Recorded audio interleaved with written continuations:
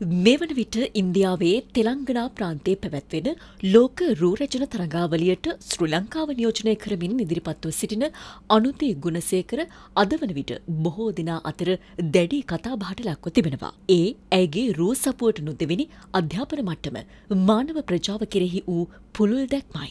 මින් පෙර වසරවලදී ශ්‍රී ලංකාවේ බොහෝ පිරිසක් ලෝක රූරජන තරඟාවලිය කෙරෙහි සැලකිය යුතු අවධානයක් යොමු කළද මෙවර එම ආකර්ෂණය දෙගුණ තෙගුණ කරමින් අනුති ගුණසේකර ඉතා සූක්ෂම ලෙස දෙස් විදෙස් බොහෝ දෙනාගේ අවධානයද දිනාගෙන ඇත්තේ ඇය ජාත්‍යන්තර වේදිකාවේ දක්වන දක්ෂතා හේතුවෙන්. සමාජ මාධ්‍ය තුළද බොහෝ දෙනෙකු අනුති ගුණසේකරට සහාය පළ කරන අතර පසුගියදා පැවති හෙඩ් ටු හෙඩ් තරඟයේ පළමු වටයේදී අනුති සිදු කළ කතාව මේ වන විට දෙස් විදෙස් බොහෝ දෙනා අතරද ජනප්‍රිය වී තිබෙනවා. සබ්බ පාපස්ස අකරණං ගාථා පාඨයෙන් කතාව ආරම්භ කළ ඇය යහපත වැපිරීමේ අවශ්‍යතාව අවධාරණය කළා. සිංහල, ඉංග්‍රීසි, දෙමළ සහ ප්‍රංශ භාෂා හැසිරවීමට හැකියාවක් ඇති ඇය අනුරාධපුර නගරයේ උපන් බවද මෙහිදී සඳහන් කර සිටියා. එහිදී ඇය තම නගරයේ පවතින සංස්කෘතික වටිනාකම පිළිබඳව මතක් කිරීමටත් අමතක කළේ නැහැ. හෙඩ් ටු හෙඩ් චැලෙන්ජ් තරඟයේදී තරඟකරුවන්ට ඔවුන්ගේ හදවතට සමීප කරුණු, පුද්ගලික ජීවිතය සහ හදිසි ගෝලීය අභියෝග පිළිබඳ කතා කිරීමට වේදිකාවක් සකසා තිබෙනවා. මේ අතර ලෝක රූරැජින 2025 තරඟාවලියේ නැවුම් පරිච්ඡේදයක් සනිටුහන් කරමින් අද පෙරවරුවේ පැවැත්වුණේ හෙඩ් ටු හෙඩ් චැලෙන්ජ් දෙවන වටයේ තරඟාවලියයි. මේ වටය සඳහා රූරැජිනියන් 20 දෙනෙකු සුදුසුකම් ලබාගත් අතර ශ්‍රී ලංකාව නියෝජනය කරමින් ලෝක රූරැජින තරඟාවලිය සඳහා ඉදිරිපත්ව සිටින අනුති ගුණසේකර ඒ සඳහා සුදුසුකම් ලබාගත්තේ ආසියා ඕෂනියා කලාපයේ තරඟකාරියන් අතරින් පළමුවැන්නා වෙමින්. How has working on your Beauty with a Purpose project changed the way you see your role as a woman in your community and in the world?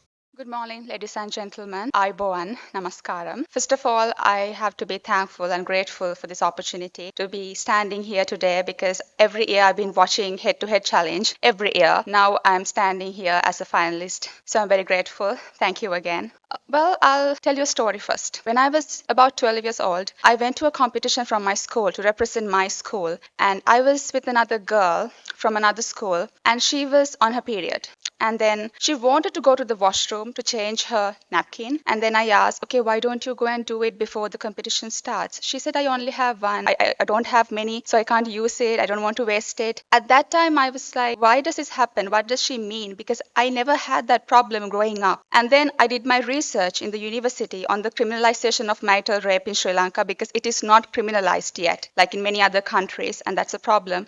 I wanted to investigate the connection between the level of awareness women have about their women's rights and the process of criminalization because I believe in order to speak up against this violence, you have to have a knowledge about your rights. Other than that, you don't have any sort of opportunity to talk about it. And then only I found about period poverty. I realized besides violence, they are also going through period poverty. They are not just victims of menstrual poverty, they are also victims of violence, both at the same time. So I started my project after that. And then I realized I started this project to give back, but I'm also receiving something back. This is just purpose giving back and forth. And I have helped over 10,000 women and girls. And I help them through donations by providing sanitary products, not just biodegradable pads, non-biodegradable pads, it's also reusable napkins so that they have a sustainable solution. And second, the awareness, because I believe awareness is key. You can give a napkin, but you can only use it once. But awareness will pass through generations. So when we do awareness programs, we try to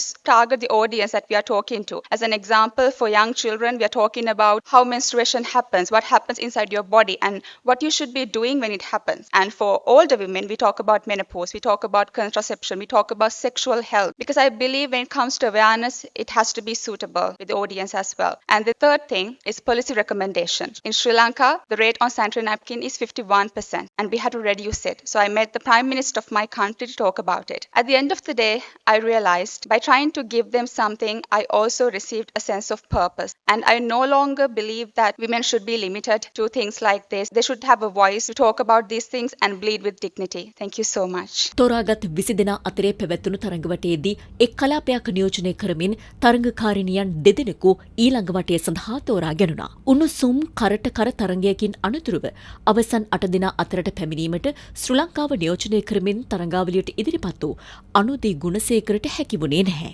කෙසේ වෙතත් head ටු head challenge වටයේ ජයග්‍රහණය කළේ සැම්බියාව නියෝජනය කළ faith වාල්යයි. Your question, tell us about a moment in your life when you faced a challenge and turned it into an opportunity for growth. Namaskaram, India. Good morning, world. And the one thing that I experienced as a challenge was taking myself to university. It took me 5 years to save. I got 3 different jobs: a waitress, media communication assistant, and a sales representative. I failed 3 times, went to 3 different universities, and on the 4th time, I took myself to university. And in my 2nd year, I was the only student who was awarded a 100% scholarship at my university. That told me one thing: I have the power to do everything, and time will never measure what I can do. I can purchase it, I can do it, and I will achieve it. And that made me grow as a human being, that made me grow as a female, and I believe one day, because of my speech, it will make one little girl believe in her dream to be whoever she wants to be. Thank you. 1974 වසරේ ලෝක රූරචන තරඟාවලියට සැම්බියාව නියෝජනය කරමින් ඉදිරිපත් වූ Christine මුන්කොම්වේට පසුව එම අවස්ථාව උදා කරගත් පළමු රූරචන තරඟකාරිය වන්නේද ෆේත් වාල්යයි. මේ අතර ලෝක රූරචන නිල වෙබ් අඩවිය විසින් නම් කරන නැගී එන රූරචනියන් 5 දෙනා අතරටද අනුදී ගුණසේකරගේ නමත් එකතු වී තිබෙනවා.